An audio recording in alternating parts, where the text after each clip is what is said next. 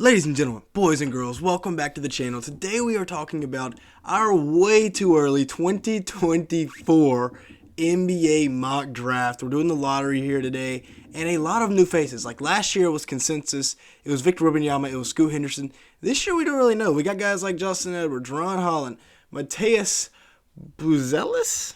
I probably said that wrong. Probably butchered it, honestly. But those are kind of my top three right now. And then we got a lot of rising sophomores in college basketball. Donovan King, Kyle Filipowski, Tyrese Proctor, just to name a few. So we're going to be going through the full lottery mock draft here today. So make sure you hit the like button and leave me a comment down below. As well as hit the subscribe button. As you can see here, basically all of the people that watch these videos are not subscribed, so go ahead and hit that subscribe button. It takes like a second out of your time. Now let's go ahead and get started. Number one overall here, we have the Washington Wizards going with Justin Edwards. The Wizards, of course, in the middle of that rebuild, they bring in Justin Edwards, who's listed at 6'7", 190 pounds. I expect he will put on a little bit more weight this year at Kentucky. Number one in ESPN's recruiting class, number 3 in the 247 Sports recruiting class. So overall, dude's just a monster. Great scorer at 6'7". He can score from really all three levels. Not much of a three-point shooter yet. We got to improve upon that. He can knock down the catch and shoot. But, I mean, we're not talking about anything crazy like a step-back three. Defensive upside with that frame at 6'7", 190. Like I said, probably needs to add a little bit of weight, though. Now, the Wizards, they're in a full rebuild.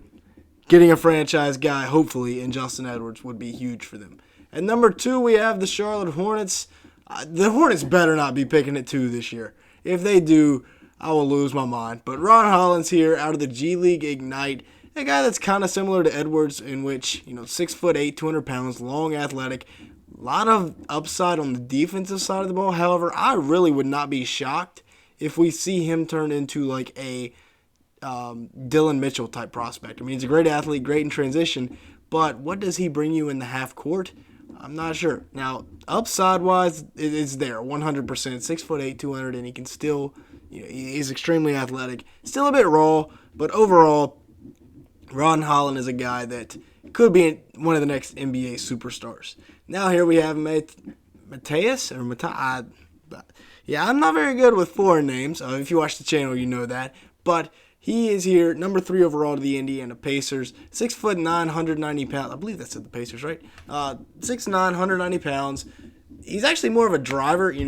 He looks like Grady Dick, even went to the same high school as him, but he's more of a slasher. Really good finisher around the rim. As a matter of fact, he only shoots it like 27% from 3, which is a question mark for a guy like him. Not trying to be stereotypical or anything, but us white guys usually have to be able to shoot the 3 ball to be effective in the NBA. Really, anybody has to be able to shoot the 3 ball to be effective in the NBA. And he is another guy that is G League bound, so he's going to be, him and Ron Holland both getting the full arsenal workout every single day, and developing defensively while already playing from the NBA three-point line. Now, we got an Hispanic prospect here out of Spain. High risk, high reward pick here at number 3 in the number 4. And the Jazz have, they have the luxury of being able to do that. The U19 World Cup MVP, oozing with potential. 6'10".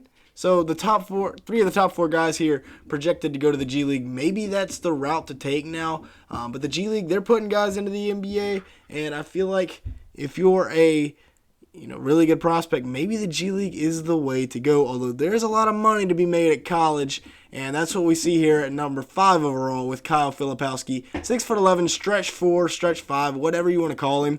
Maybe he can't play the 4 at the next level because he's just not able to move his feet quick enough on the perimeter. But he averaged 15 and 7 this year at Duke, was the ACC Freshman of the Year, and he's got a really good, well, not really good. He's got a good 3 ball. I think that's going to really improve this year. He's got very good shooting mechanics. And then, he can score really from anywhere. And his rim protection is really good. Now, the thing that I worry about for him is his ability to move his feet, slide his feet, and play defense on the perimeter. But that's definitely something that can be developed over time. Now here at number 6, we have Donovan King. Again, this is a way too early mock draft, so really don't take anything in here too seriously. We're just kind of throwing names out there for now. These half of these guys haven't even played their freshman season in college or the G League, whatever. But Donovan King is a dominant defender. 7'3". He just looks so much bigger than everybody else. I'd compare him to like a Walker Kessler because he just reaches up, blocks shots, and then runs to the rim and catches an alley-oop. That's essentially what Donovan King does, and he was elite for UConn in that role this year, coming off the bench behind Adama Sanogo. I think he's going to be really good this year at UConn. UConn, of course, marched their way to a national championship, and he was really good for them last year. I think he's going to be even better this year at 7'3", maybe even develops a little bit more of an offensive bag. Now at number 7, we have the Atlanta Hawks taking Tyrese Proctor. If the Hawks pick at 7, I will be shocked, but I kind of just went off of DraftKings future predictions, so don't take that too seriously. Tyrese is a guy that broke out down the stretch. He averaged about 9.5 points and 3.5 rebounds, as well as 3.5 assists last year at Duke. But he's a great size for a point guard at 6'6", 6'7", and he's a really good defender. He'll stick to you like glue on the defensive side of the ball. Like I said, with that size, could go even higher. He should have been a senior in high school last year, and the fact that he was playing point guard for one of the most prestigious programs in the country was kind of wild. And yeah, I mean, they were good. And it's not just an old college that has a good record. I mean, they were good last year, and Proctor was leading the show for them. So that's why I think he's going to be a number 7 overall pick. Now let's take a look at the rest here, starting with Aaron Bradshaw to the Houston Rockets, number 8 overall. You know, I think the Rockets are going to have a decent year next year, but something that they really lack. I mean, they got Garuba, who's actually now 6'11", but Aaron Bradshaw standing at like 7 foot, 7'1", potential number 1 overall pick. I've got him all the way down here at 8.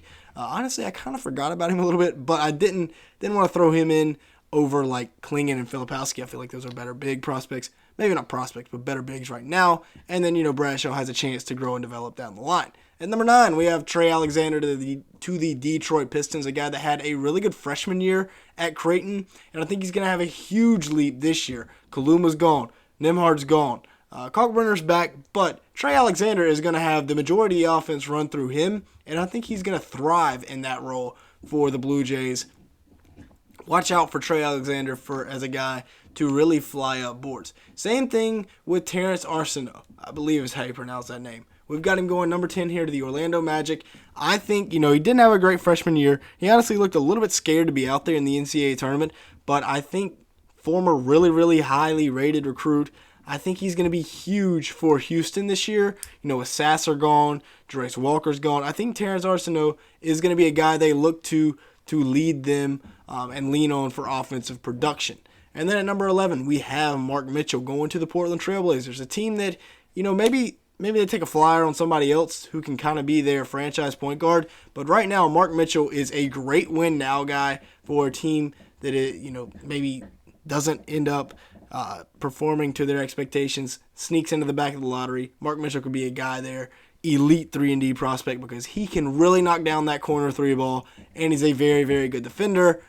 That can get you a spot on an NBA team with a 6'8" frame. Now, at number 12, we have DJ Wagner, number 1 overall recruit, committed to Kentucky to play with Aaron Bradshaw. They both played together in high school. He's a guy that I feel like fringe lottery prospect, obviously the son of an NBA player, so he's got those great genetics. And I think DJ Wagner, he's going to be a really good piece. He's going to ball out of Kentucky. Him and Rob Billingham is going to be an elite backcourt, and I think he is a lottery talent in next year's draft. Same thing here with Isaiah Collier, really. Both, you know, a top prospect. According to some sites, Collier was the number 1 overall recruit. According to other websites, it was Wagner. So it just really depends on who you ask. But Collier committed to USC to play with Bronny. That's going to be a really good USC team this year. So I'm looking forward to seeing how well they play. And I think, like I said, with Wagner, he's a fringe lottery guy. Last but not least, here we got Riley Kugel to the Minnesota Timberwolves. I believe that's how you pronounce his name, unless... Again, I could have butchered it, but another big leap coming here in year 2. He was elite down the stretch for the Florida Gators, and he's a guy that I would expect to have a huge second season with, you know, some of the guys ahead of him transferring out with more production. So he's a guy that is going to, I think, dominate for the Florida Gators this year. With that being said, that's going to be it for today's video. Thank you so much for watching. If you did enjoy, make sure to like button and hit that subscribe button. And with all that being said, thank you so much for watching today's video.